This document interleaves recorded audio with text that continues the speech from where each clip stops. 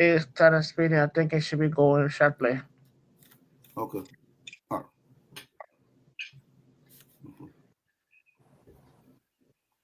I think it should be live. It should be live now. Are we live now? Yeah, we're very live.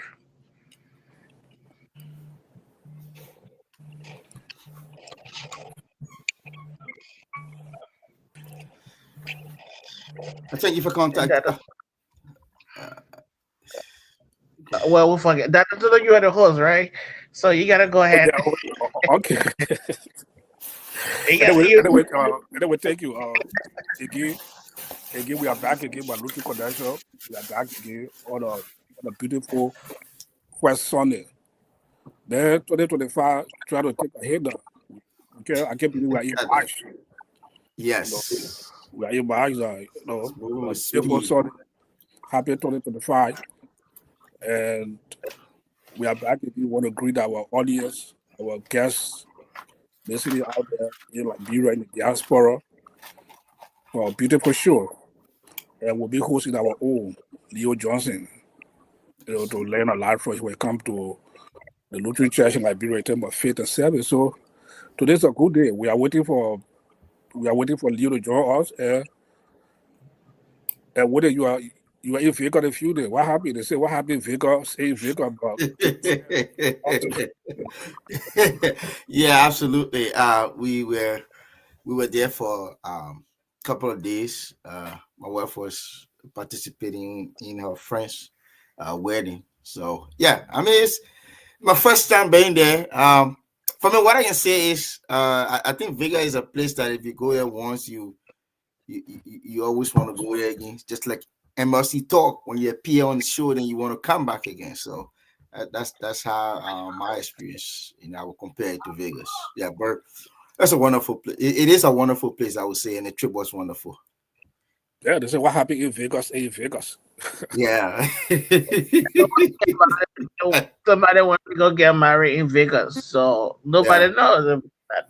So the wedding, everything stays in Vegas.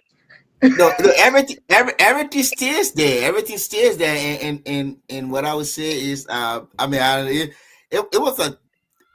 it was something new to me. Like how we go to wedding Are we ceremonies and if how if uh uh, it was uh new. what it, are we sure Yep. that we live? Yeah, we Yeah, are we are. live. Yeah, we are. So maybe we need to share I'm this. trying to share the show. I'm not seeing it. About Oh about yeah, I got to nobody, share on my page.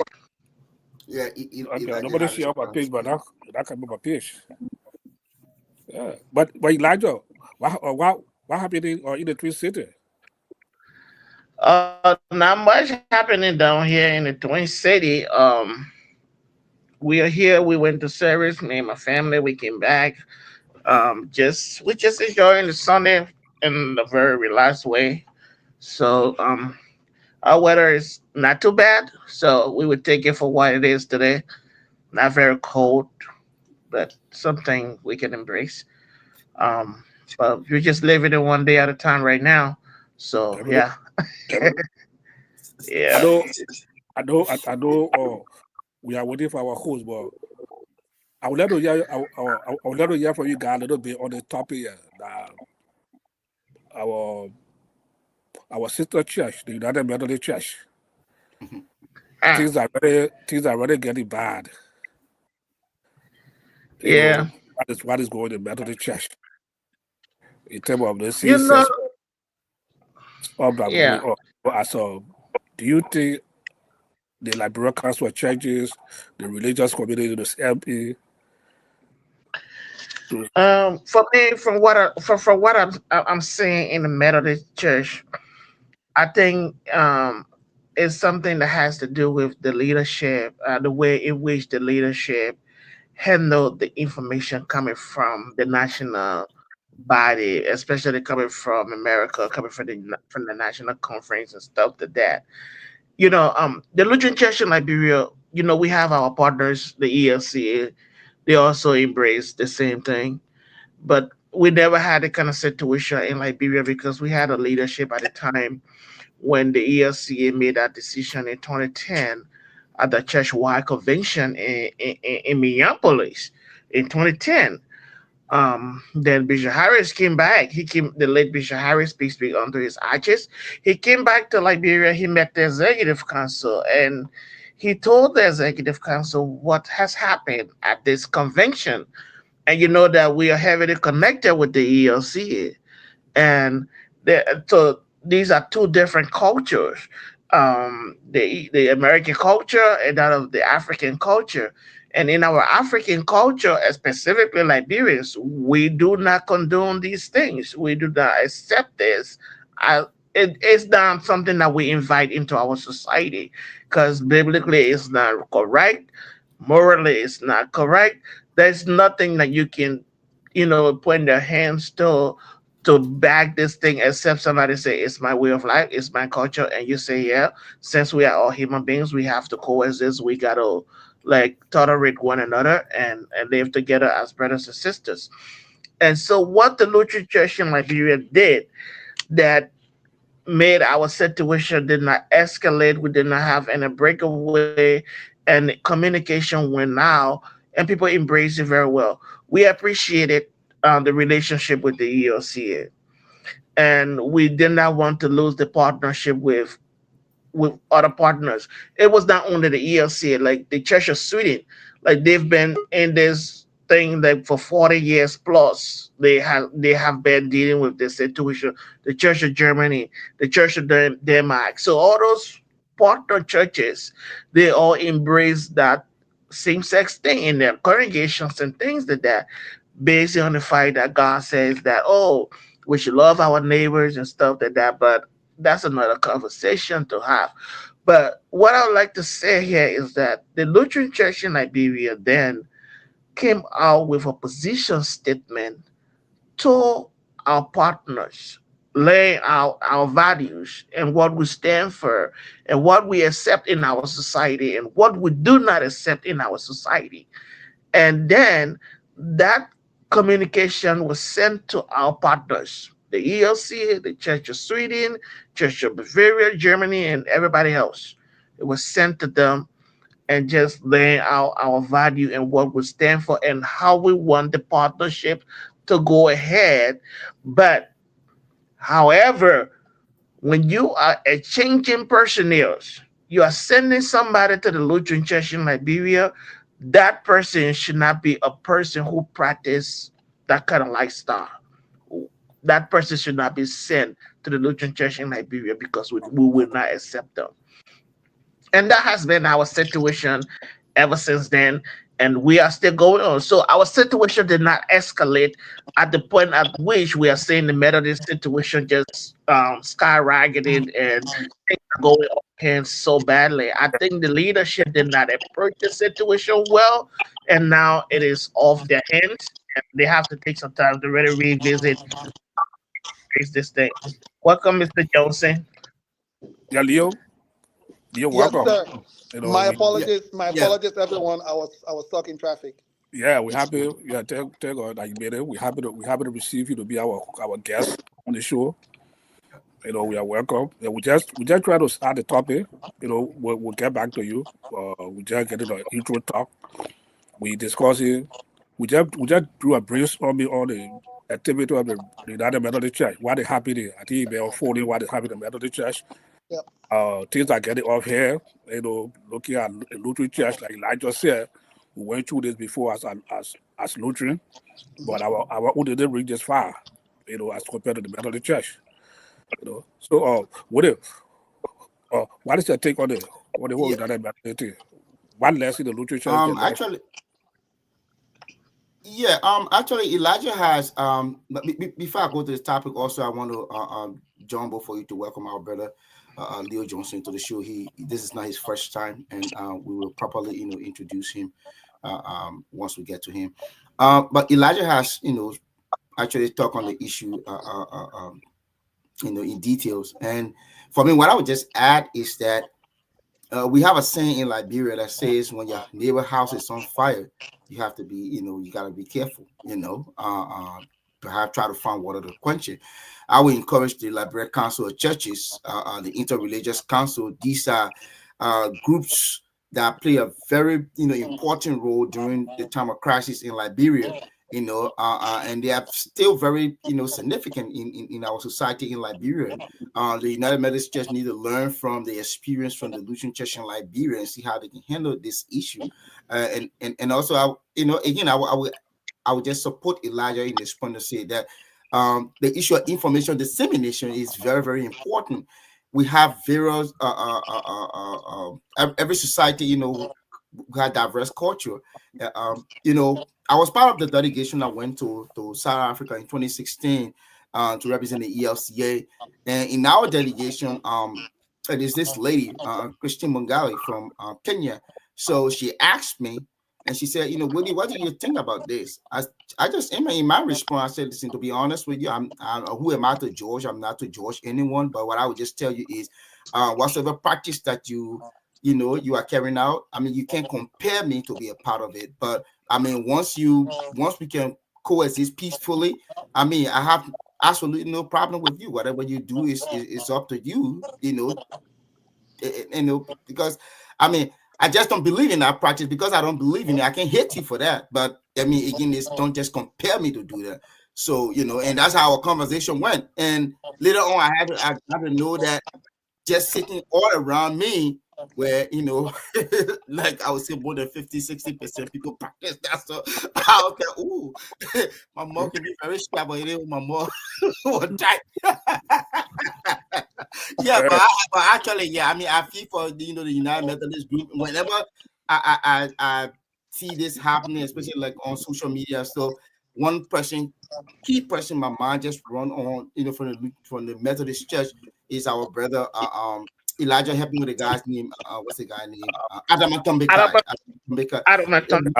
Very close to the Lutheran Church in Liberia. So yeah. You mentioned Adam, and Adam posted on Facebook that he's walking away from the Methodist Church after so many years of being with that church. Wow. For me, I've been off Facebook. I've been off Facebook for a minute. So yeah. The Lutheran and Methodist will have very strong connection. During my day as a youth in the Lutheran Church, we used to have a joint camp. The Methodist and the Lutheran. So what a very strong connection before the war. You talk about camp, all activity. Anyway, we pray for that church. Let's not take Leo from his show. Let's get our guest Leo. Yeah, let's get the middle of the day. The middle of the show. Faith and service. Leo, want to welcome you. Leo is now a stranger to the Lutheran Church. And I think he with a share some similarity when it comes to Lutheran Church. Our church from the warehouse, man. The warehouse produces a lot of stuff, man. A lot of good stuff. Lutheran Church, Leo, welcome. So this is just a roundtable discussion of you on some of the issues that affect our church. We'll ask you some questions. Each of the panelists, our dear sister couple will join on later on. We'll ask you 2 questions, and as a moderator, I'll also ask a question too. So, would you let us know? Just give a brief intro of you, who you are, what you do presently, so our audience can get to know who you are. Yeah, it's good to be here and good to be among brothers. Elijah, good to see you. Willie, good to see you as well. And Good to see you, Leo. Good to see you as well. So, no, I mean, I'm Lekpale Nupolu Johnson. Like Willie Reckless said, we go way back at Pinsville, to Matthew days. And Sink is leader as well. Willie and myself Absolutely. as well.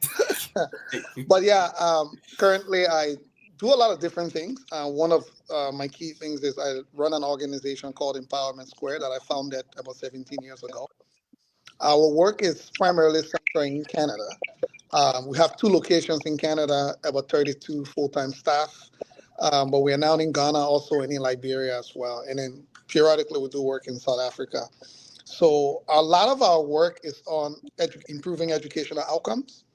I say educational outcomes in general because I think sometimes we narrow educational outcomes down to academics. Academics is an important part of it. There are all kinds of other educational outcomes that you have to look at as you're working with different populations. So in Liberia, I think everybody knows we just completed the Learning Center, a $2 million facility. That is, I think, if not one of the only facilities at a commercial size in the country that is able to run on solar entirely with no other source of power. We have a rainwater collection system that when it rains, any water that touches the roof is piped underground and then pumped back up into the building. So the idea was for it to be a standalone as if nothing existed. Think about it, if you went in the middle of the forest to build something to make it functional, you pretend like nothing actually existed. So that building is up now and is actually running. But then I'm active in the Liberian community in Canada. I'm just recent past president of the Liberian Association of Canada, and then I sit on a bunch of different other boards as well.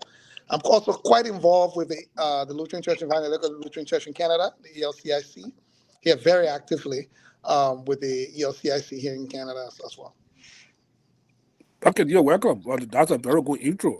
Let me start the discussion there. Our panelists will come in, Elijah, then followed by Woody.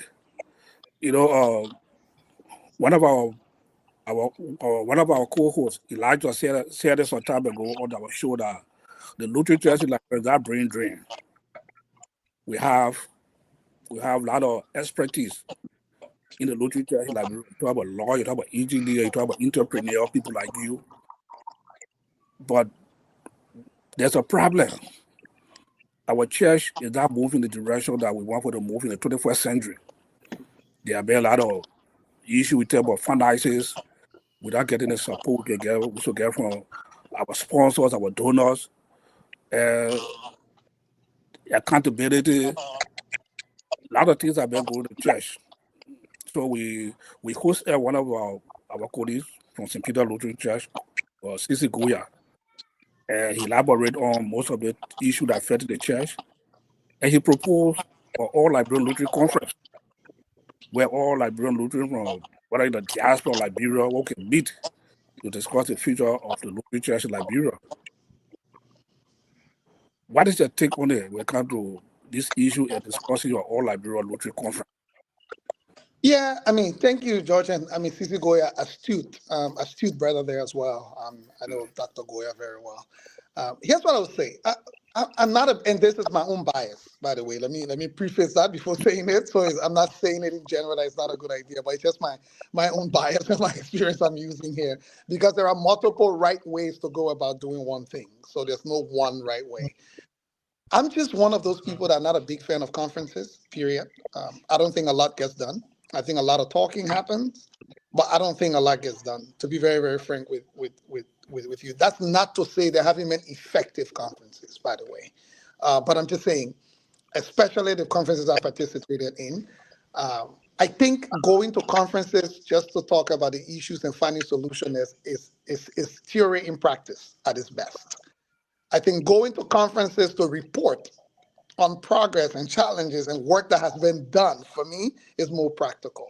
The things that need to be done, we already know most of them. The experts are around. We got people around, right? Why do we need to take them to a whole big conference to just talk about it rather than leveraging it right now? The Lutheran Church is sitting on a gold mine in Liberia in many different ways. It's sitting on a gold mine. The Lutheran Church is one of the oldest church, 18-something in the country.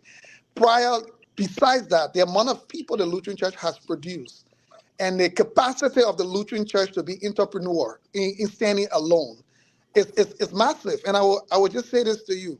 It's not because of the lack of resources. It's more of an attitude problem.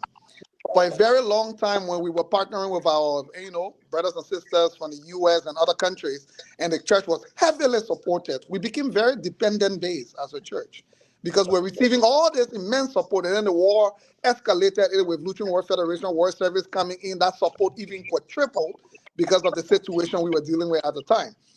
Now that the war is over, we are seeing most of these people pull back. We are still not accepting that it's about time to start buying our own groceries, right? We're still hoping that somebody will show up and somebody will help us. Just in asset alone, Georgie, the amount of asset that the Lutheran Church sits on, I can personally tell you, for me, I can help the Lutheran Church raise $5 million annually or in every 24 months, just in leveraging the assets of the Lutheran Church. But I think it would take some serious action, some serious thinking, and bringing in some of the people who we've paid a lot of attention for a long time to the spiritual food, to the spiritual feeding of the body, which is important. That is the first and foremost mission of the church. But we've almost neglected the entrepreneurial side of the church. So you got all kinds of people in the church with all kinds of skill set, but no use for their skill set except going to church on Sunday to be prayed for. And then during the week, they go and do exploits in their other jobs. They are masters of their art in other places, but for some reason, we've only found a way for them to sing in the choir, to be usher, to be in the men's department, to be in the youth department, and nothing else beyond that. Okay, that's good. That's a fair point. Or Elijah, you want to come in? Oh, yeah, Willie, Leo, thank you for those points. And I think, like, you just playing in the playbooks, like some of the things that we've been saying over here, like that George Toto just said. I have said this over and over on this show that the Lutheran Church in Liberia, we are not brain drained. And if you don't reach out to people and invite them to help you out, they will look at you and allow you to struggle because you're not inviting them to seek that expertise. So I think it is very much important that you made this point as well. Being a person who's on the field and who's doing this on a daily basis. With that being said, I know you are with the Empowerment Square. You are the CEO of the Empowerment Square, and you've been running this organization for so many years now, like 17 years. Um, how have you managed to keep the balance between you and your partners, keeping that relationship very tight and accountable to each other? How have you been doing it? And I'm asking this question so that our church people can listen, because there has been so many trusts that have been broken in our LCA with our partners. And today, our partners don't trust us because we have failed in so many ways for being accountable or resources entrusted to us. So that's the backdrop of my question. Yeah, I think the first thing is I'll tell everybody the biggest question everybody's asking right now is about sustainability. Like I said, we were Mm-hmm. in a relief mode for so long that our partners overlook a lot of things when they were supporting us because we're in war. It was relief time, Mm-hmm. so we're dealing with, so partner were like, fair enough. We don't expect people in a war situation. The church is trying to figure itself out. So there were all kinds of things that were overlooked. What we don't realize is that the war ended, we back to normal days. You can't keep operating as if you were in war. You got to be talking No. about system level solutions. So we got so used to quick impact projects, and this is not limited to the Lutheran Church, it's across LIB. We got so used to quick impact projects that now that the war has ended, we're still doing quick impact projects. When people with money shortage is not the issue. There's abundance of money available everywhere. The problem is people with big money are looking for system level solutions. They're not looking for small, small. We want to do something, we say, let's just start small, small. People want to answer big questions of today, and they want system level institutions. What do I mean? Let me put it this way. If the Lutheran Church in Liberia decides that, you know what, we will be the first and foremost church that will become the leader in the space of mental health and rehabilitation because of the expertise we have in our church. We want to answer the question about what will it take from a social, spiritual standpoint to tackle the issue of drug abuse and substance abuse in Liberia. People with money get excited. That's the kind of question. They don't want you to say, how do we have 100 children in a year, 100 children in a year, or 200 a year, or 20 a year. Then you get to work and do the work. What would it take you? It's going to take you $200 million over 10 years to be able to say, we will reduce this issue by this. You go to big players. That $200 million over 10 years, you break it down over your 10-year strategic plan. What are you supposed to do annually to get there? Because what you are solving is a system level problem. It's not saying, hey, we're doing a little rehab here where we have 20 kids every year. Even the Lutheran schools. Let's be honest. How come we don't have a Lutheran school system now that has a strategic plan across the board for producing what we define as what are Lutheran leaders? What kind of leaders does the Lutheran Church produce? Historically, we didn't do it as a system, but we have a track record of producing some of the best doctors in Liberia, some of the best mathematicians in Liberia, some of the best hospitals in Liberia. How come we don't elevate those standards to become a system in our education system that if we're a science-based education system, any student that graduates from the Lutheran school system will be strong in the area of STEM, in the area of the sciences. That system level thinking, because what will happen? You'll start recruiting teachers. You'll start building the type of institutions and infrastructures you need to build for schools that support science-based learning. That's what we've actually done. So I think for me, the church needs to shift from quick impact projects to system level thinking as a leader in the space. But number two, we need to deliver. You know why we don't deliver? Because we are doing quick impact projects. You have a project that will cost you $300,000. But because you say you want to do it small, small as quick impact, somebody can say they get 10,000. You say, you know what, let's collect the 10,000, we'll do 3 breaks. You do the 3 breaks. Then you go look for somebody who can get you 5,000, and you do 5 more breaks. Then you lay it down. So what ends up happening, if you get to a point where you're not able to attract the rest of the resources, it remains as an unfinished project and you did not deliver. Number two, even if you're getting that money, you don't have the resources to attract the quality of talents that you need to deliver on the quality that you need. And it's not because the money is not there. Money gets excited when it sees innovation. It's because you are making yourself sorrowful by thinking that you just need small, small, when you should be innovating with big ideas and big plans that can attract the type of resources that are required to be done in a sustainable way.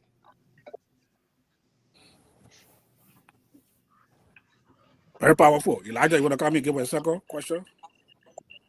Oh yeah, that was very powerful, Leo. And like I asked the question about how you've maintained the balance between Elijah, you let and me your just give you a yeah, let me just give you a simple point over there. So first of all, this work over a yeah, long time. I'll give you Empowerment Square, for yeah, example. It was in yes, 2012 when I said I wanted to build a learning center in Liberia. I still okay. remember one of our major partners asked me, Leo, exactly what are you trying to do? And I told them, I don't know, but what I need, it has to be smart, it has to be innovative, it has to be one of its kind in the country, and it has to elevate the standards of design and sustainable building.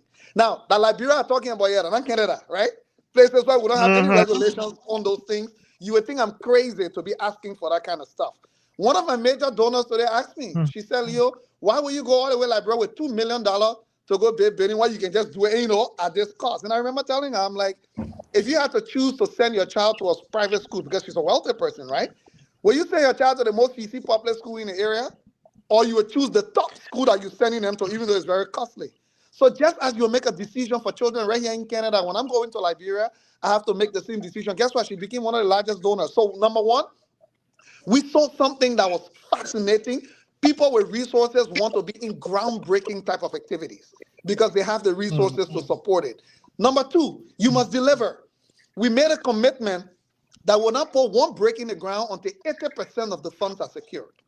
Because I'm tired of seeing unfinished projects and projects that are there in the ground, going to window level, it's been window level for 5 years, it can't move. So people were passing around saying, oh, had one library, you're bidding, you can't finish. We even see one block in the ground here. When will he start? It's because we had a commitment that until 80% of the funding is in the bank account, we're not putting a break in Liberia. And people who work at the system level, they understand that. So they did not have a problem. Number three, you have to attract the quality of people. I could have gone to Liberia and said, anybody volunteer who can help us lay bricks. And you can help us lay bricks. No, we went out to the market, got the best possible contractor we could get, sign an agreement with them, pay the quality of dollars that's needed to actually do that. Because many times in the church, we overlook talent. We say, oh yeah, we got engineer in the church, the man are engineer, let the man just help us lay the bricks. The man get a full-time job. You say he might help you lay the brick. You expect the man to give the quality time to the volunteer team doing in the church and forget his full-time job. It's not possible. So the way we've managed to maintain our partnerships has been, number one, innovation at the highest system level. Number two, presenting a plan that looks believable to big donors. When I talk about 80% of the money being in the bank account. Number three, delivering results. Guess what? When our partners show up in Liberia in December, they're always shocked. They knew how much they paid, but the building exceeded their expectation. Now, that is excitement. That is system level for me. That is very much important. Delivering on the promise, and I think as a church we have failed in so many ways when it comes to delivering on the promise and also sustaining our projects and programs in the Lutheran Church in Liberia. And like you rightly said, during the Civil War, before and during the Civil War. After the Civil War came the Lutheran War Federation, came different projects in the LCL, and we were having these things going, and the sun was shining, and everybody we were like rejoicing, but there was no exit strategy for those projects and things in the LCL, and now the partners have pulled away, and now the church is now struggling. Department administration right now, they're struggling with so many things. And what do you make of the issue of being accountable in the LCL? We're talking about faith and service. What is the role of accountability, and how does this strengthen an institution with the partners? Yeah, no, I mean, my brother Elijah, number one, the one thing we've also done, we strengthen the spiritual side of the church and weaken the administrative side of the church. And when I mean that weaken, I'm not saying we did it intentionally, just by the way we've operated over the years, right? We have done Mm-hmm. that. So what has happened is we're not seeing the same type of robustness when it comes to approaching the church from the administrative side. And I will tell you why I Okay. would say that. We need to attract the people with the gifts and talents. You have to be an administrator to serve the church in that capacity. And the church has to invest in the quality of people that are needed. My people, God said, they play you work, you put your commitment, I play you my Ephraim. Right? We can't have people, we say, we want the quality of people to commit the time and dedication to the church, but we say, we only say, God, let God bless them. Money brings money. It is Yeah. investments that bring about the type of investment that you need. It doesn't happen in a vacuum. So for me, I think the Lutheran Church needs to come up with a strategic plan of how you invest. Look, you know how many talent we have working on the Lutheran Church that had to leave? Some of them against their own will. They did not want to leave, but they had to leave because they must survive. My brother, during the war, the Lutheran Church led the revolution of trauma healing in Liberia. The Lutheran Church was a leader in that space. What happened? Mm-hmm. How did it fall to Just the did. ground? Exactly. How could we not have built a plan to know that one day our partners will leave and we need to transition? And right now, the need for trauma in Liberia is so huge. The money available for it is unlimited. My organization just got $4.8 million from the Canadian government to just do research in trauma healing alone in Liberia. Just research. We're not even doing the actual work yet. So for me, I would say to you this. The Lutheran Church itself has to realize that at the end of the day, it is a church. So the first and foremost mission is the good news. It's the gospel of Jesus Christ and everything. But to do that, it betrays the gospel of Jesus Christ if it cannot build the robust infrastructure of an institution that is able to deliver that. We can be delivering poverty through the church. If poverty is what we're No. delivering through the church, then we are contradicting the very gospel of Jesus Christ. God has given the Lutheran Church everything it needs to be successful, and it's up to us to do the work. It's up to us to do the That's work. Very powerful. Yep. I can see that How it is very fiery. Yeah, it Wait, is. when you come in? Yeah, actually, I want to first thank Brother Leo for, first of all, he is a religious follower of our podcast, and he contributes most time in the chat room, or not in the chat room, or in the comment section. He struck a point that you need to have this vision. It's like the book of Habakkuk that the Bible says you need to have a vision, write it down, make it plain, and then act upon it. And donors want to see, like in simple terms, I would say an eye-catching vision. They don't want to see the same old stuff, So my question to Johnson is the Lutheran University. So the vision of Aliyah and the Lutheran Church in Liberia, when it comes to the Lutheran University, I've been this all tech Lutheran University, and first of its kind in West Africa and Africa as a whole. But the idea of this Lutheran University and having 3 students in a college, an entire college, theological college, having 3 students. Yep. What do you think actually is going wrong or has gone wrong with Lutheran University? So I'm laughing because I know some of the story about this. So that's why I'm laughing. Where But did Eh? where Yeah.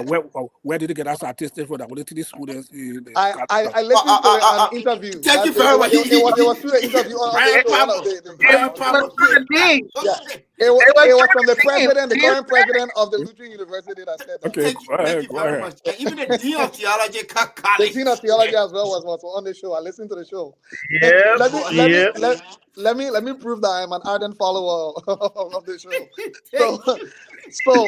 So let me just say the first thing first. By the way, brilliant vision and idea with the Lutheran University. I think brilliant, in my opinion. The Lutheran Church has close to a century of history in quality education delivery in Liberia. Nobody needs to ask that question. It's a fact. Here is my problem, Oli. Mm. Visions are exciting, right? But you have to convince yourself of the vision and who you're selling it to. There's no reason that we went to Liberia and opened a Lutheran University when we did not have the budget to fund a university. Actually, that's the first mistake that we made. Because you can't keep opening something, we can't keep doing anything we're doing a while and hoping that some random partner will step in and will help us because it's a beautiful idea. The vision bearer is the vision carrier. The vision bearer is not just there to hold it for somebody to get excited and join. You have to demonstrate the capability there and, to carry the vision. And then other people will be like, wow, I want to be part of the winning team. Then they join the vision. If I were in the case of the Lutheran University, like we actually did the learning center, this stuff I told you, right, started 2012. Guess what we actually did? The data and information was available through our experiences, those of us who live in Liberia. But the people who needed to engage at the system level, they will not just take my word for it because they are living in Liberia and every Liberian say the same thing. So we had to put in 6 years of research because that data was not rating anywhere that we needed. We knew it, but it was not rating or organized in the way we wanted it. We spent 6 years, Willie. We went to 13 of the 15 counties in the Republic of Liberia. We slept in each for 2 weeks. And the only 2 counties we didn't go to that time, I think, was Maryland and River G because of the road conditions at the time. My team from Canada and I, we slept for 6 years. We interviewed students, women group chiefs, and, elders, up to President Sirleaf's office. At the time, Otello Gonga was the Minister of Education. We brought back over 1 terabyte worth of data, recordings, interviews. Then we engaged our partner at the university. We broke the project down into phases. We said the first phase was the research. Because this is North America, you have to be evidence-based. You can't say because I'm from Liberia, because I live in Liberia. So we went to the university and said, can you be our partner for the first phase? We want to dissect the research and see what we found. The university seconded their research department for 1 year. They dissected those recordings and came up with a summary of the findings of what people said. When I went to Liberia, I went to Unebe Library. I went to our library. But the research showed that we needed a learning center. That how the project went from library to learning center because of the evidence that we gathered from across the country. Now, when we summarized that and wrote it into how people can understand it, first phase was over, research was done. That's a milestone. We celebrated the milestone that we were able to put together such quality data. Then I went to market to sell the vision because you know what? We had a vision of the Lutheran University, but we never organized the vision was never organized. We were selling something scattered to people in the market. So they will not tell you, yeah, people are nice. And, they will not tell you, you're not adding up to me. They will just say, great idea. But you didn't organize the vision. You got too excited by the vision that you forgot about the difficult job of organizing it.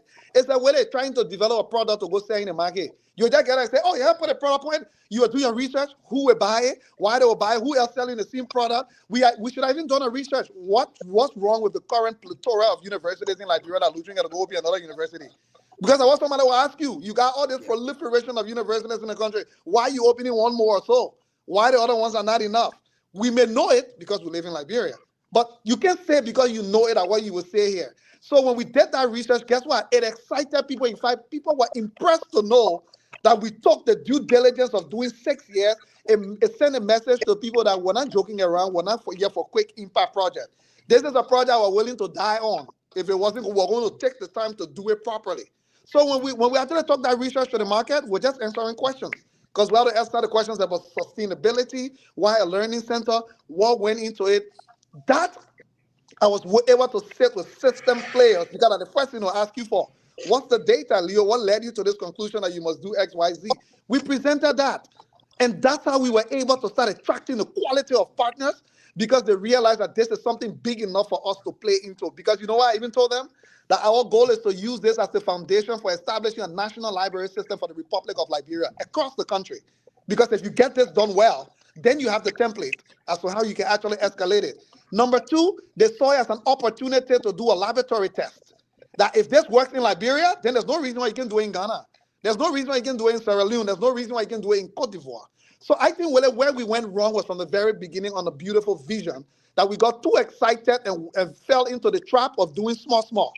We said we got small, let's go do small. We got small, let's go do. Think about how long we're talking about the Lutheran University. If we were only doing research by now, well, we got robust research in our hand that we're talking to big players and engaging big players in the game. That money will not be the issue. Money is never the issue. The issue is, can you convince the people with the resources that your vision is big enough, is robust, and is well organized to achieve the kind of results you're looking for? Absolutely, and your response is really quite in place. And I would just add a little bit that if I taking the years into consideration, I would say probably what 20. We started running with this from probably 2016, 17, 2016, our convention. Yeah. Thank you very much. And then 2018, I remember when we went to Canada and even presented it to the church, the Lutheran church that hosted us. And my understanding is that when a question was asked, what is the plan of budget? How much to start the university? We could not answer it.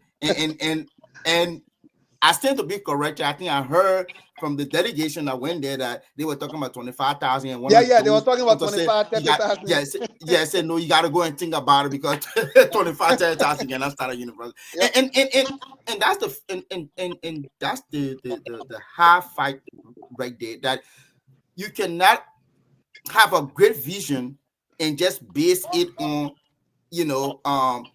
let's macromanage it, let's do it small without data, without facts.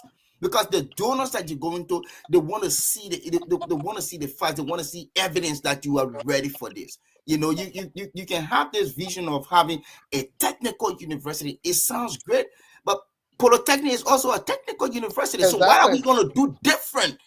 Yep. What are we going to do different? Is it because the Methodists have a university? That's why the Lutherans should have a university. What are we going to do different? Yep. So my next question here is before you go, is that saying when I went to Liberia and did a research, they got all kinds of reading rooms in Liberia. People got little libraries here and there, right? Mm-hmm. So I had to acknowledge all of that. So if I was doing something, I had to show that I was not just going to be another one to add to the one I already had to be different. But go ahead.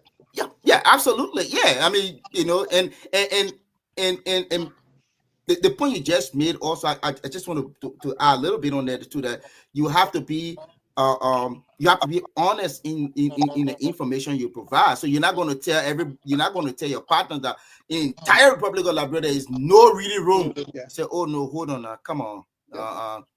Yes. But my next question has to do with this.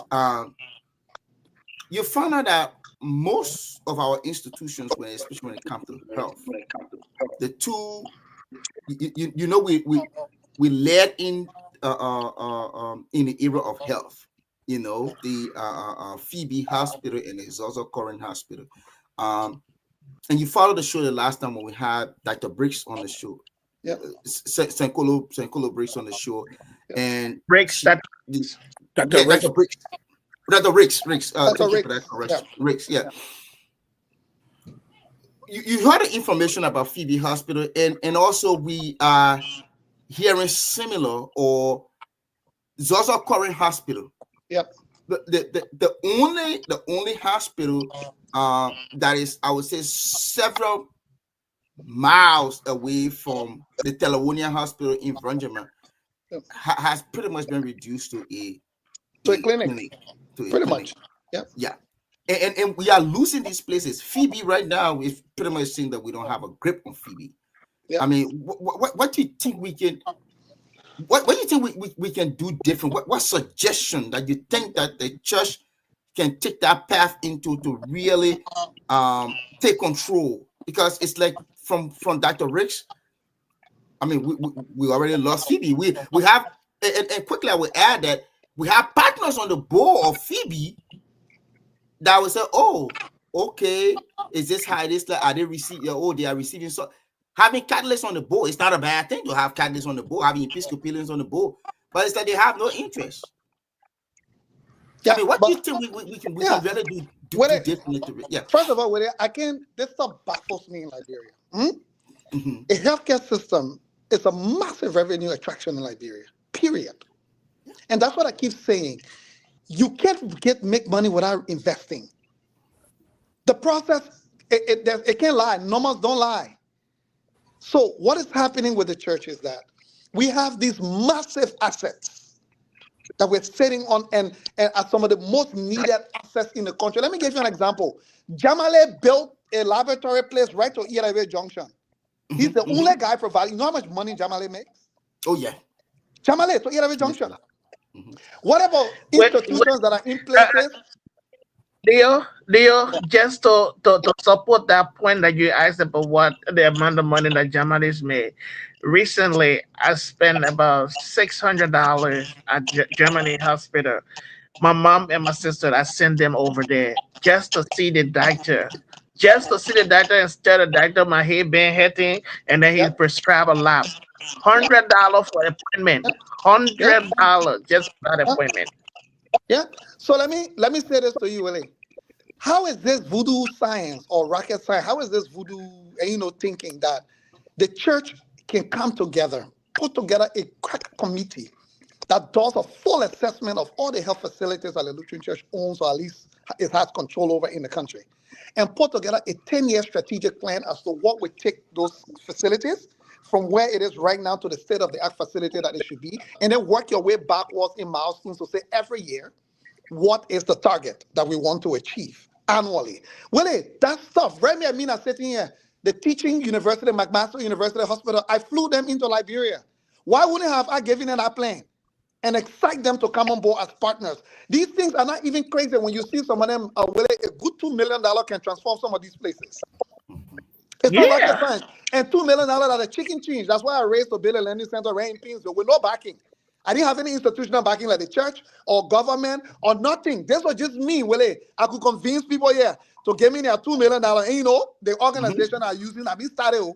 And Right. that I joined one big organization. Take it to Right. Liberia and deliver on $2 million in Pinsville. You're telling Right. me the Lutheran Church in In Liberia Liberia. is not able to come up with a strategic plan and call for a national health confab or a national health conference? And I want to tell us, I don't let conference be it. Because you go to a conference and go sit there and talk. Where is the plan that you brought to the people to say, you know what? We've done a 2-year assessment of all But these conference, facilities but Leo, the robustly. And conference, here is Leo, the action. Leo, Yeah. the conference is going to bring a player. Yeah, no, but what I'm saying is, George, as of now, if we take the reality that is now, I'm answering Willie's question, right? In present, Yeah. I'm saying it's when you call a conference, it's an action. You call people to action. And you see when they say they call donor conference, that means they know the country that are in trouble. They not Yeah. assess what the country need, and they come to the big country at the conference and say we need to raise $300 million to support. When Ellen Johnson said he talked about that, what they did, they called a donor Yes. conference on Liberia and told them how much Yeah. money All was Liberian needed. conference. Yeah. The debt waiver that was needed, all the pieces that were needed, they put it on the table for people to act. So what I'm saying is, Willie, the church must lead. Let me give you a quote.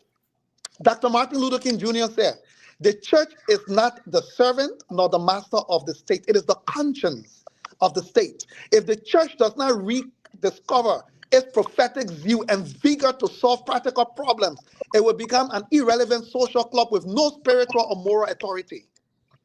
Those are the words of the Reverend Dr. Martin Luther King. They're not my words. Don't take it from me. And that is what we are watching now. We can pray all we want to pray. If we don't step up and lead to solve practical problems, those of us who say, our God is able to actually do it, we will become another irrelevant social club with no spiritual or moral authority. That's what will happen. So for me, somebody on this podcast, anyone of you, please tell me why the Lutheran Church hasn't gotten together or can still get together and put together a 10-year strategic plan for what should happen with Phoebe, right? And Current Hospital. What should happen with them? And then step out there to say, we want to lead, but our partners, here's where you can meet us to be able to actually lead. We have the expertise in the church, the people with the knowledge, some of the people who even know how those places were built, some of the people who participated in building them. We have all of them. So please let me know what's stopping us from actually doing that. Okay, yeah, that's a very good point. What My happy brother, us?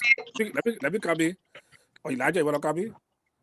yeah, I wanted to come in. My Okay. brother Leo, I think you are striking the nail, the hammer on the head of the nail very straight on, and I think one of the things that is lacking in the Lutheran Church in Liberia or in Liberia as a whole is that I don't think we are very much innovative. Our leaders are not innovative. Like we don't instigate change. We don't initiate change. We get into an institution. What we saw there is what we work with. We don't bring anything new. We don't leave anything new. And then the next person comes and leave it the same way. There's no change. You've been to Liberia recently. If you went on the Lutheran compound and you Exactly. think about the Lutheran compound 4 or 5 years ago, and you look at the current condition of the Lutheran compound, and then you ask yourself the question, what has changed? Because you left this place much better than what it is today. And then you have to ask yourself, what has changed? What's the innovation? We have had bishops after bishops. We've had different leaderships in the church. So what are they doing here? But the only thing that we find out is that people are stealing money from the church. There's no accountability. And then parishes are sticking to with the same thing. People, leaders, parishes are stealing. There's no accountability. So But it, Elijah, you know it's what? You know what? I kind of I'm knew this coming. coming. All right, go ahead. Go ahead. Yeah, coming, Leo. So when the system is not trusted, it is doomed to fail. So my question to you here is that looking at the current state of the LCL, looking at everything we've been through, looking at what the bishop wants to do and achieve, what would be your recommendation to the bishop of the Lutheran Church in Liberia if he asks you, how can I lead this church in a more positive way and leave an impact or a legacy that I will be remembered about?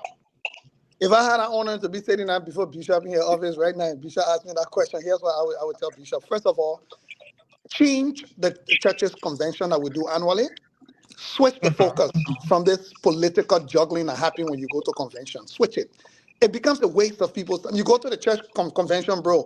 Half of the convention is about the church politics and manipulate. It's not the church convention for me supposed to be the venue by which the church is projecting the vision for the next year. There has to be the developmental vision that speaks to the practical needs of the society.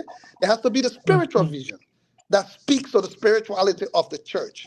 And then there has to be the vision and competence for how you will mobilize the resources that are required to do it. We've been letting the church off the hook every year. The convention focus, I would say 60 to 70% of the focus is supposed to be on the assessment of the church, of where the church is. If the leadership of the church cannot project what has to be done to deal with the challenges of the church, then why are they there? That's what we should be holding them accountable for. You have a situation as a church, but when we go to the convention for bishop election, people won't care each other ORA.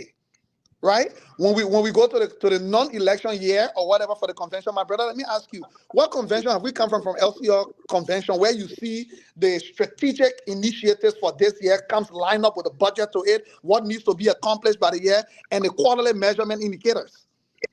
No, we Because pass that's what it's resolution. supposed to be. When you come We from a pass, convention, we pass resolution with no indicators. exactly. So when you go to a convention and we are passing resolution, by the way, are those resolutions speaking to the direct developmental needs of the church? Because it's not enough to only speak to the spiritual needs. God gave us the gifts that we need to actually do it. So you need to come from there with those, call them resolutions, call them whatever you want to call them, but they should have measurement indicators every quarter. We should measure those indicators. And by the way, they should also have costs beside them. If you say you build 2 new schools, the cost of building the 2 new schools, you should have already thought about it. You can just put it on paper. If it will cost you $1 million to build the 2 new schools, the $1 million should be listed, and how you would generate the $1 million, the sources of revenue should also be attached to it. So that if you fail at the end of the year, we ought to go to convention and say the leadership failed this year. You didn't do what you were supposed to actually do. That's God. God is a God of accountability, or else he wouldn't have sent his begotten son Jesus Christ to come and die for us if it wasn't because God was wanting to be as accountable as God. God could have stayed in heaven and washed our sins away somehow. We were all going to say that God never washed our sins away because we didn't see it with our eyes. So God Okay, decided to work in a very yeah, that's accountable. good. That's good, Can Leo. I just take a follow Your, up that total? yeah, your capital can be Yeah. there. Okay. To our viewer out there, we are hosting Leo Nupolu Johnson with our own Lutheran brother in Canada. If you have any question or you want to call, you can call to show the number. It's on the screen. If you have any question or any comment you want to make, you can put it in our comment and then we'll read it out for Leo to answer and address your concern. Before Elijah come in, Leo, let me pick on you there. When we hosted Bishop on the show some time ago, and we brought the suggestion about why sister Guya race about all Yep. offer.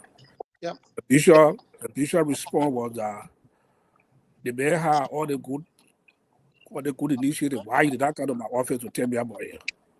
And you guys gonna bring it to show you. So let me play your mind now. You are entrepreneur. You are saying all the good stuff about the Lutheran Church to move in the right direction. What's happy you to go to Lutheran Church in Liberia to engage the bishop to tell him about all the good stuff that you have? Have you ever made any impact? Have you ever met a bishop? Have you ever visited Liberia? Would you ever to sit and discuss the issue there?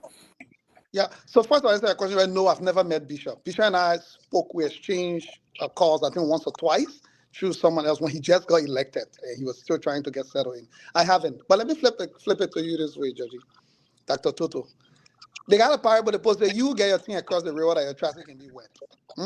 That you can cross the water to go check on your treasure if it's important to you. So let me put it this way. As much as I agree with the assertion why we haven't gone to Bishop, why we haven't gone to this, let me tell you part of the problems that we try to be careful of, Judgy. Confrontation in the church, right? We have to be careful to not just say because we have these ideas, so we'll go to Bishop and say, we want to do this, we want to do this, we want to do that. The Lutheran Church cannot tell me they're not aware of the talents that are in their church. So let me ask, let's assume that we failed, right? We from outside. Let's assume that we failed. We haven't gone to Bishop, we haven't engaged and talked about what we could do. But Bishop sitting outside and looking at one of your own son. Yeah, you get one of your own son that out there doing exploits, but for whatever reason, he ain't come home. And he ain't come to the hall to come do something that you there. And the thing he's doing, you desperately need it. But then you two say, okay, say you're not coming, me, I'm not talking out there way too. You're not kind of being let him be there. Right? So the same question goes back to the church. How come the church has not been on a robust head hunt for all of the incredible daughters and sons of the church that are out there doing amazing work? Let's assume we failed. We didn't come to the church, to say we are here. We want to offer this. So what's stopping the church from doing that too, right? So because we failed, the church, you must say, okay, we'll just sit down too. It's a two-way street. If one side failed and one side acknowledge it, I would say the church should also reach out. If the church realizes that we're not going or we're not engaging, the church should reach out to us. Let us be the one to say, no, we don't want help, or no, we are not able to. But for the church to say, why haven't we gone, is the saying you get sold. The doctor went to the clinic or the doctor, like your personal doctor. They so eating you up, then you bear why the doctor not coming to your house. You say you're not called the doctor, even though you know the doctor got a kill to your soul. So I will put it back to say to Bishop, I agree. Yeah, we have a responsibility to find ways to support our church, right? All of us do. I fully agree. But for whatever reason, if we don't do it, isn't it our church? Isn't it part of the role of the church to facilitate the gifts and resources of the people involved within the church's ecosystem? That is part of being church. Because sometimes all of us may not have the skill to know how to go in and do it. We may know what we want to do, but we don't know how to go in. But guess what? If Bishop comes and says, Leo, I need you, the next thing in Liberia, I need you in my office. I'm not going to tell Bishop no. I will honor the call. If Bishop tells me, Leo, I need your support with doing this particular piece or whatever, how can you support us? I will try to find a way to let Bishop know how I can actually support. And, I will not say no. So let's agree that maybe we haven't done that job to go to Bishop too. But what is the church also doing? So the church rather die and instead of engaging its sons and daughters that might be able to help? That is how I actually respond to that question. Yeah, definitely so. And I addressed that same concern with the bishop some time ago to address that question. The church should reach out to where they have their sons and daughters, especially to that do extremely well like you. You do extremely well. People like you should not just be left alone. Should try to have an engagement with you. No, but Elijah can come in. Yeah, thank you, my brother Leo. Like we've made mention of these things. Like I said before, the church is not being drained, and the church should reach out to people. If you don't invite people into your space, they will not jump into your space. And you know the politics around our church. Too much politics. We know a lot of people. Some people think that they got all of the knowledge, they got the technical know-how, and they are close to power, and they will not invite other people there because they enjoy in that space. And then they don't have the institution to grow. So I just like to pick your brain on this. We discussed this on the last show. The bishop is trying. One of his the things that he wants to. What? Hold on 1 minute. I'll bring it on. Hold on 1 minute, Reverend. We got somebody on the line, but I'll bring them on later on. But let me just finish this question. Um, the bishop wants to he wants to have a standardized salary system for pastors in the LCL, and we talked about this a lot the last time, and then we talk about kind of drawing out a roadmap and having a real strategic plan on how you want to achieve this. And so I just want to pick your brain on that. How you think the bishop can succeed in having a standardized or a centralized salary system where if you assign a pastor with a BSc in Bogongile, he gets the same pay as a pastor with a BSc in Monrovia. First of all, I would even argue that the pastor in Bogotá should get paid more than the pastor in Monrovia, if I was thinking about it We're in just that way. taking it from the merit point of view now. Yeah, but let me put it this way, and I think that's a brilliant idea that Bishop is actually contemplating on. But I would take it even further because for a very long time we've made this mistake in the church where we only focus on the pastors, which are very important, by the way. And I believe, full disclosure, they should be paid very well to focus on doing their job. However, the church should be setting up a whole structure on how it invests in its people, right? Investing in your people.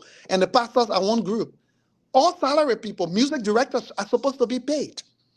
The church should be determining, and who are paid salary structures based on the demand of the jobs, and that they do in the church. And the church should be coming up with a whole plan, not just for pastors. Pastors, on one side, but all of the other lay leaders in the church that should be paid. People like the music directors, people like your facility managers, people like there are all kinds of different layers of people that we need to structure into the church. Because guess what? If those people do well in their jobs and we get the right skill set and competence of the people in those jobs, the church makes more money. That's how you invest to get money. But I would say to you, the church problem is not setting up a standardized salary. The church problem is actually raising the revenue or organizing the revenue. Because you can set up all the most beautiful systems that you need. If you stay paying pastor $100 a month, you're still wasting your time, to be fair. If you can set up even a beautiful system, but if the money you're paying pastors cannot even help them feed their families at the end of the month or pay their rent at the end of the month, then you're still running into trouble. So I think Bishop will need to do it simultaneously, right? Think about that. But think about what is the living wage in Liberia.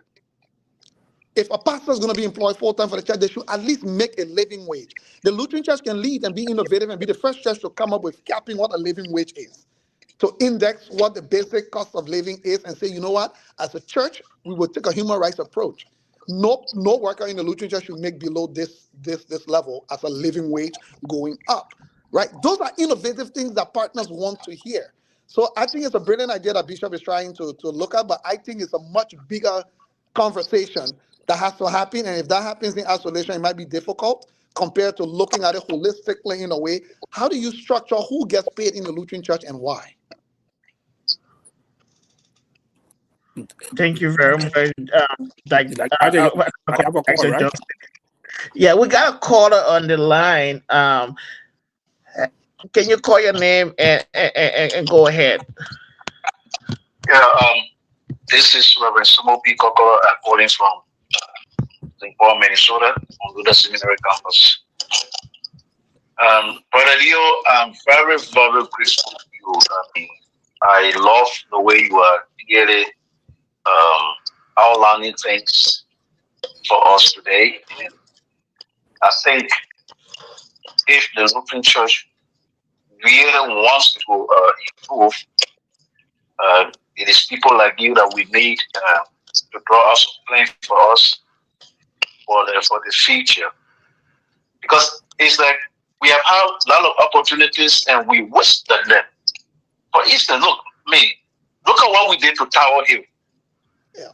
What was really the intention of that place? They took over 25,000 and put it in that place. What are we getting from that? Nothing. Because we did not really design what we really want and what can we get from it. Yep. So we just do things without proper planning, and we just waste resources, and that we will not benefit.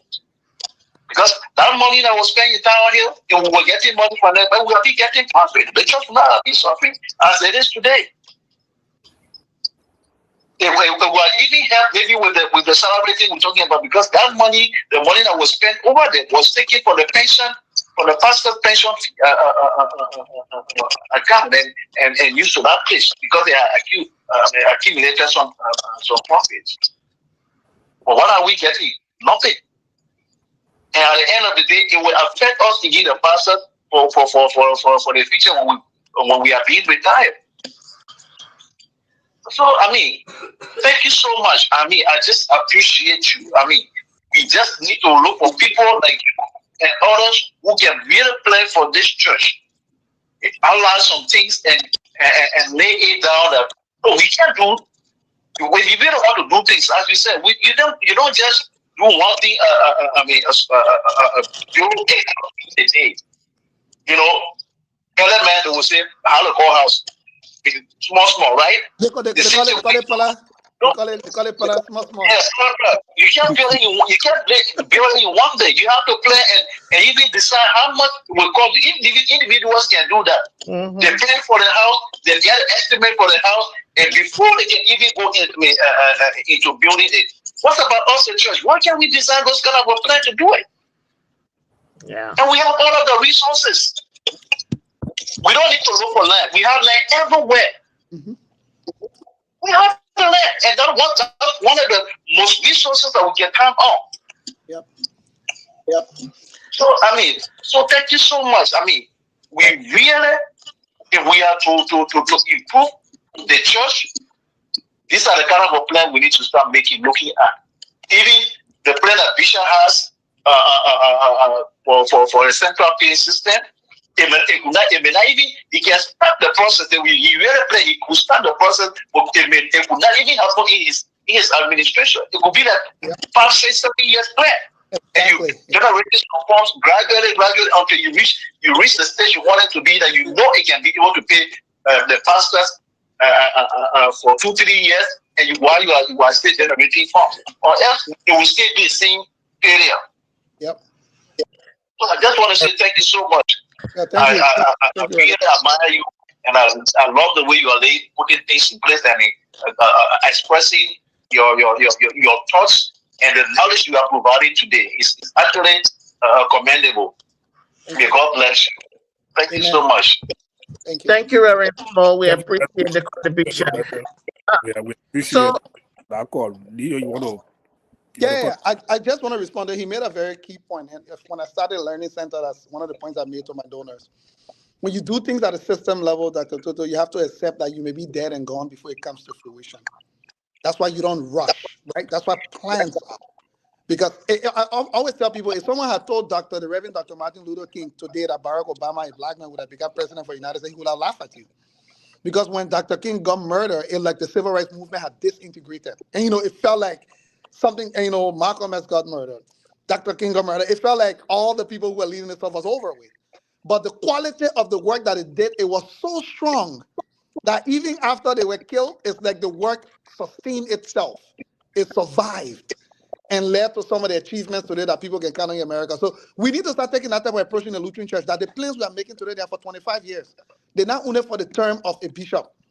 Because if the conversation we've been having, I can remember, since 2008, I remember my last Lutheran before I left Nigeria, if the plan was put in place, you know how many years it's been since 2008? Over 20 years, over 2 decades that we're talking now.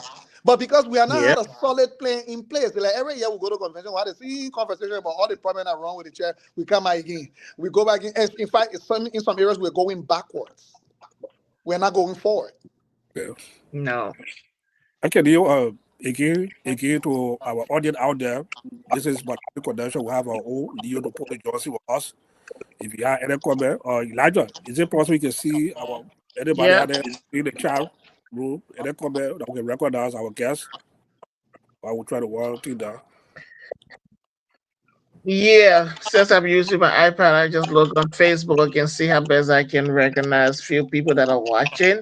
I would want to say thank you for those that are watching. We got our brother um Dukley watching us from Waytown, Painesville.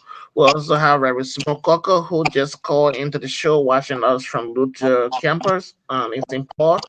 We have Mother Conyon, the former treasurer of the Luther Church in Imperial Widow. Mother Lao Conyon watching us. We also have our old father Benny Plesmo.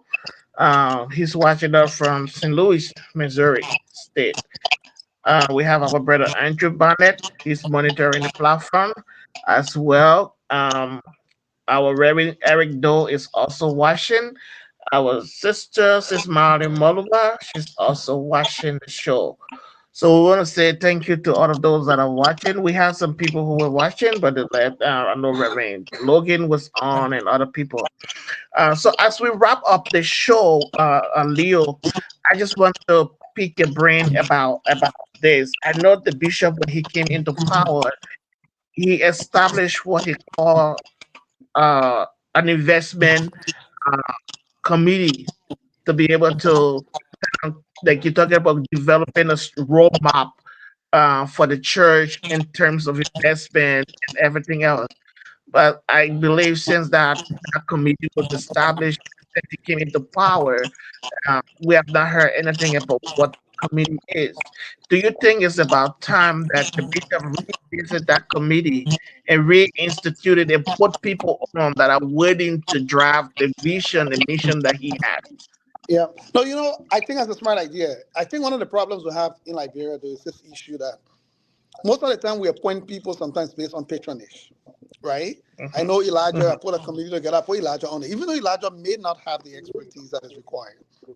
That's one. And I'm not saying they do it out of corruption. No, they do it tonight. They're out of respect. Let's say Dr. Toto. Maybe Dr. Toto is a prominent person that we know in the Lutheran Church. And so we have a committee. The committee is about finance. But because Dr. Toto prominent in the Lutheran Church, we put Dr. Toto on it. Even though Dr. Toto area and of expertise may not be finance, but only because he's a yep. prominent person, we put him on it also. And the second problem is we limit the vision to just those in the church. I hear, how many church, the Reformed Church, the Christian Reformed Church, I've been on their investment committee for the last 9 months. Structuring, they want to raise $25 million to build a new campus. I've been helping them. I'm not a Christian Reform. I am a Lutheran. So sometimes we need to also go outside because sometimes there are certain expertise we may not have in the church. We need to go Mhm, outside and encourage people who might be able to support us for a period of time. They may not even be from the Lutheran Church. So I think it's a mhm, smart idea on a investment forum. But I would tell you this. That cannot be just a committee thing. This stuff has to be a convention. It's the church because you're trying to shift attitude. For that stuff to work, you need to move the church to a new place. You need to move the mhm, church to a new thinking, right? Because these things will not work when it gets the support and people understand it. It's almost like you have to mhm, make people have to be educable to be educated, right? mhm. Before you even go I to like that school. one. Educable to be educated. Yeah, if you're not educable, you can't be educated. Let me put No. it away. You can read and write any language in the world. Hmm? You can't even speak Mm, any language in the world. You just there. But you say, I can teach the man and business class, right? mhm. You're not gonna be able to go far. You have to be at least No. educable to be like why we can wait for the small baby then to crawl, to walk, to learn certain things before we start teaching them because they must be educable to be educated. So I guess what I'm saying is sometimes we have to go outside. But two, these things cannot be just based on committee or a pet project. We have to move the church to a new place of thinking that the church vision and mission can only be accomplished if the resources that are required to carry it can be a kind of statement, a wish list. That's what the church vision looks like right now, a wish list, because we're not accomplishing any. And the church will Mhm, have a responsibility every year to say what resources do we need. Let me give you a simple idea that I've been thinking about. And I wanted to mhm, actually bring this up. mhm, I said to myself, every 2 years, Elijah, if we plan a national Lutheran homecoming, Every 2 years. That means Lutherans in the diaspora, not just Lutherans, but anybody who the Lutheran church has touched your life. Because there are so many great people out there that may not be Lutherans, but they went either to a Lutheran institution or got a Lutheran scholarship, or the Lutheran church impacted them somehow, or their parents, right? Have a national homecoming every 2 years. Pick one big system level project. Say we need to raise $500,000 for this project, right? And the next homecoming is 2027. All Lutherans or people affiliated with the Lutheran, whether historically or whatever, we are all coming home. And by coming home, we are focusing on this project. And everybody that coming, your payment, your commitment payment for coming on the how you call it, homecoming, let's say it's $500. I'm just calling a random amount, right? Let's say it's $500, and we will be groundbreaking for the project to start or whatever it is. Let me say only 200 people show up, right? Multiply 500 by 200 people. But by the way, if you get 200 people show up and pay $500, guess what? They are already invested in that. So them paying another $500 to complete the project will not be too hard for them because they've already invested, right? That's number Already, one. But number two, they know 2 years ahead of time. So $500 are not big money for them to save over 2 years if they want to contribute to it. And then there'll be those people who are able to contribute 5,000. There may be those people who are able to contribute 2,000 or so, whatever that is. But then what it does is also building the social, spiritual cohesion of the church, where you organize it at 1 month for the homecoming in Liberia, or 2 weeks. You organize series of concerts, series of teachings, and historical convening of the Lutheran Church to go back in time. Where has the church come from? Contributions. These are the things that excite people. My brother, I will plan my trip to come to Liberia around that homecoming time, so that I can be in Monrovia for it. Because first of all, it's a reunion. I may be seeing people I haven't seen for the last 25 years around the world. We'll be seeing people who will say, oh my God, I'm just a missionary. I used to teach at the current Lutheran hospital. Or I'm just non-Liberians who will want to come to it to relive some of our old memories of when they were in Liberia with the Lutheran Church. These are all practical ideas that can mobilize and excite people to want to come to it. Like board of directors. And you bring people on your board, you're not made them useful. You don't get them something to do. They will not stay too long. They will just be there and then they will actually leave. So you have to find a way, the people that are in the church, you have to engage all of their gifts and talents and not just feeding them spiritually. You have to engage them beyond that. Yeah, that's a very good, innovative idea. So you are another layer of our discussion. The first layer of our discussion was All Liberia Lutheran Conference, and now we have homecoming day for All Liberia Lutheran. So we are making some progress. But let me just play a brain also too. We come to Aliyah. Yeah. I can recall. I may be wrong, right there. You're one of the founding members of Aliyah. That's correct. And if I'm not mistaken, I think you are the first general secretary. That is correct. At present, look at Aliyah. You have been missing action. What is going on? Why? Are you not coming back? What is going on? You been missing action. That is very true. And by the way, Aliyah was always a noble idea, and I still say it every day. Noble idea, and I think has a lot of potential to do a lot of good stuff. My thing, I'm not coming back. It's not I'm not coming back to Aliyah. I just feel, Dr. Toto, that the purpose and SOP of what Aliyah should do and should be doing, right, hasn't really been taken up. And I told Mr. Francis Hinede one time, who's like a father to me. Every year, Dr. Toto, we go to Aliyah conventions, right? And we get together to talk about what has happened here and what will happen.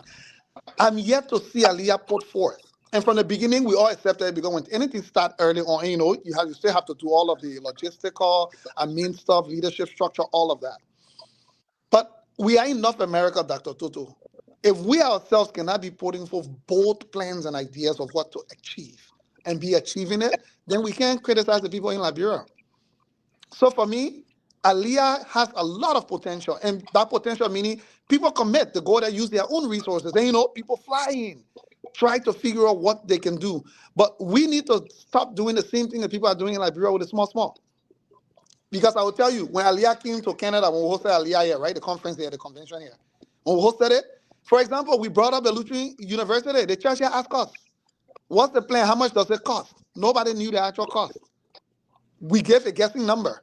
So I think for me, Aliyah needs to step up and show that the potential it has and is in North America should be able to mobilize. And how do we actually do that? First of all, we need to look at what is Aliyah's strategic plan. And I'm not saying this to say that someone's, responsibility. I agree, all of us, but I never really felt engaged. Let me be frank. And I'm not saying that anybody's fault, because at the beginning of stuff, but it got to the point where I felt like all of the gifts and talents that were brought to the table were not being engaged, at least from my perspective. And some of that led me to just Can you give an flag. example? Can you give an I, example of some of those how we brought to the table? yes, I'll actually give you a typical example. Fundraising. When the Lutheran University conversation started, right? I disagreed for anybody to go public with it. We should have never gone public with the Lutheran University. That's how you killed beautiful visions.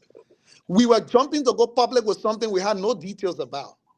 We were going public with something we had because as someone who's working fundraising data, the moment you go to somebody publicly and tell them this, the first question I'm going to ask you, where's the evidence, where's the data, where's the research, what's the cost, how are you going to sustain it, how is it going to play out? We are not answered any of those questions. So and again, I'm just one person, right? That doesn't mean other ideas were not on the table.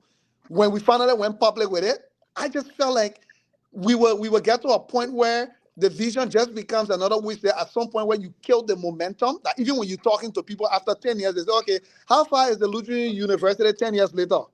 And we say we got 3 students in a college, for example. It just discourages people. So for me, I felt like we were doing a good thing. Brilliant vision, brilliant idea, but I don't think we have been patient enough to do the long-term game to say this thing will take us 5 years to even get to this point, and let's map out all of the milestones we must actually hit. So every year we do a little bit of it, and I'm not saying that little bit is not helping anybody, by the way. It may be helping, but is that where we really want to go? Is that the vision? So I would say for me, and again, Dr. Tuda, I'm not saying it's anybody's fault or it's Aliyah's fault. I'm just saying, whatever the reason is, we didn't seem to have gotten to that point of knocking ourselves into the long-term game of saying, okay, if we say Lutheran University wanted to be our priority, is it going to take us 10 years? Let's work our way back. Where is the research? How many research teams have we sent to Liberia to do the feasibility analysis and research? If we did that, where is that data? Which university or institution in North America did we partner with to validate it, right? Because Aliyah, we are not a research-based institution. So if we publish something, it ain't got to wait. But when one university put their knee on it, and all of a sudden, serious people pay attention. So it's a mixture of a bunch of different things. And two, also because the Learning Center project got very heavy on my hand, but I don't want to use that as an excuse to say I could not have still participated in Aliyah. I think part of it was just because I just felt like wherever the disconnect was, I didn't feel like I was using my full potential in the space. Whatever that disconnect was, I don't know. So are you going to attend this year convention in Atlanta, Georgia? I would do my best. I would do my very best to try and attend Aliyah's convention this year. All right, that's good. Yeah. I think we try to The man work. been busy with Bone County. He really been busy with Bone County. Yeah, I was just about to bring the Bone County. The last I saw you at the Bone County convention, you did a streaming with the fundraising event at took place. And Aliyah also to be your expertise to when it comes to fundraising. They may not reach out to you officially, but I'm a member. We are all. They don't have to do it officially. I'm a member. I have a responsibility there too. We are all struggling to raise funds for Aliyah. Most especially Aliyah can only be effective. We have people like you on board, and most especially for the to build our quota to Liberia, to the LCL, where we have been a great partner to the church in Liberia. Fully agree. And they look up to us here, so it's every one of us responsibility. We need everybody to come on board. Yeah. So we try to wind down things, get it down to our closing point. And then I would need to Elijah, you had a further comment or question before you can get your party statement to us. Oh, what I want to say to my brother Leo, I know Leo and I we've been did a lot of Bone County's events, so we've been interacting as well, and I admire his energy. I admire his energy as a young person, and we all are from Liberia. And when we find ourselves in the diaspora, we want to do something back home that will make an impact on our community. And I just want to say thank you to you for the initiative on the Learning Center. Um, I should be going to Liberia and I'm to visit there before I leave the country. I'm taking a few people down there So while we are in country, I don't know whether you'll be there around the time, but we are definitely gonna visit the learning center while we are in Liberia. Um, but we really appreciate you coming to the program today, and we look forward to having more conversation with you as well. Thank you. And Leo, Yeah. Thank you so much for coming to be our guest. We are so proud of you for the good work that you have done in the diaspora and also in Liberia. We can feel your impact, especially because of the Lady Center. I can recall a long time ago you asked discuss that issue, and I gave you some motivation to carry on. You always reach out to me, to compare those with me on issues. I appreciate that. Call me as a big brother, and we are proud of you for the good work that you carry on. I feel so proud. Our gathering some time ago. I would not call those names, but those are great Liberians artists. We're putting on some vision platform for Liberia. Those are all adults, people from good university across the United States. We're in that discussion or historian were there and there, they were measured. And I said, I feel so proud, and I told it, I said, Leo, so they brought it to me, they said, here? One of the persons said, also, here? I said, oh, yes. I said, quite for a long way. So people talk about you out there a lot, especially for what you are doing in Liberia, being a product of the Lutheran Church, from St. Matthew, So we're so proud of you for coming to our show. You will be our guest. We'll let you give your closest inmate to all. In your closest inmate, I want for you to speak directly to the bishop and member of the executive council in terms of innovation, where we want for the church to be in the 21st century, in terms of accountability, in terms of financial management. Speak to them directly. Yeah. No, thank you, Dr. Toto and Elijah. Thank you as well. And thanks to all of you. I know these are conversations we've had all the time as we brainstorm. And to speak to Bishop directly and even to the executive council of the church, this is not going to be an easy road. No matter who comes on board, who doesn't come, it's going to be a very difficult journey. So let me say that right off the bat. And I want to thank Bishop for being open.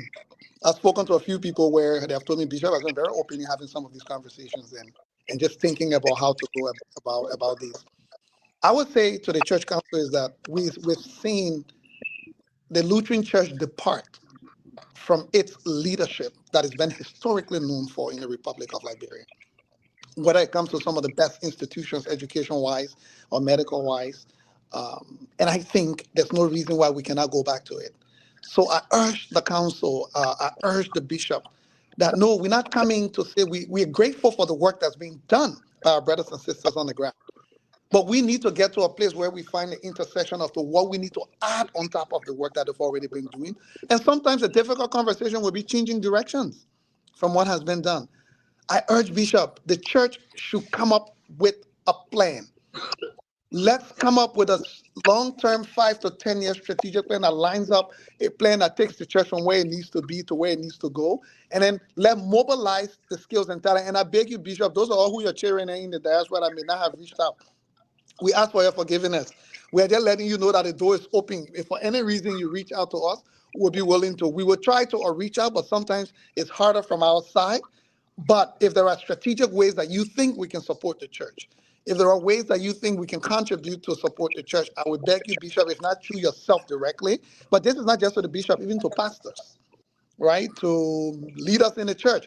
Whoever you are in the church as a leader, reach out. Let it not just be the bishop job or the pastor job, because sometimes the pastor might call me, but the pastor myself may not hit it off like that. And but somebody else in leadership in the church who may know me might call me, and the person might be like, Leo, I'm not letting you off the hook. You must come. And that person will make me come just because they hear myself, God, I kind of rapport that way. So let's all play our role and actually do that. So I would say to the church, all is not lost. The Lutheran Church sits on a gold mine when it comes to showing some exemplary leadership in the Republic of Liberia because of the incredible work it has done for over 100 years. Let's not throw that away.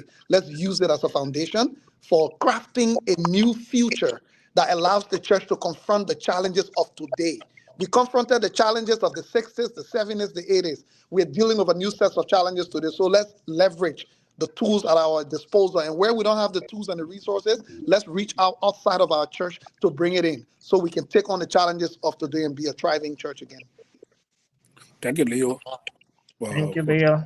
to us. You can leave us, right? Elijah, I will get our All right, gentlemen. yeah. I'll see you later. So Elijah, as we close off, what do you make of all everything Leo said? Well, Leo is an excellent speaker and he's an innovator. And he's an entrepreneur, and I didn't expect anything less. He has the energy, and I think this is what the church should be, leveraging. There are a lot of young people within the Lutheran Church in Liberia with so much potential, and if the church does not reach out to these individuals to kind of seek help for some directions and as it relates to self sustainability, the church will continue to struggle. Like Leo rightly said, our church sits on a gold mine. We are right there. It's single. We have a lot of assets, we have land and other things that we can really leverage those things to the benefit of the church. But you have to have the right mindset, the right roadmap in order to achieve those things. So I think it was a wonderful discussion, and Yeah, we just want to say thank you to all of our viewers for following, and we look forward to having a wonderful show next Sunday. yeah, thank you. That's true. I want to say thank our viewer. We'll see you next Sunday. Thanks for tuning in. And wanted to take away from Leo tonight, homecoming for all Yeah. Lutherans. It's when our leader, the executive council, the bishop, the pastor, they can listen to the show. It's when that they can tap into. It will be a very fundraising or revenue generating out for the church. You can say thank you to our viewer out there for tuning in. We'll see you next week. We'll have another good host for next Sunday. We hope we'll produce we'll have a good productive show next week again. We say thank you all for coming. We look forward to see you next week.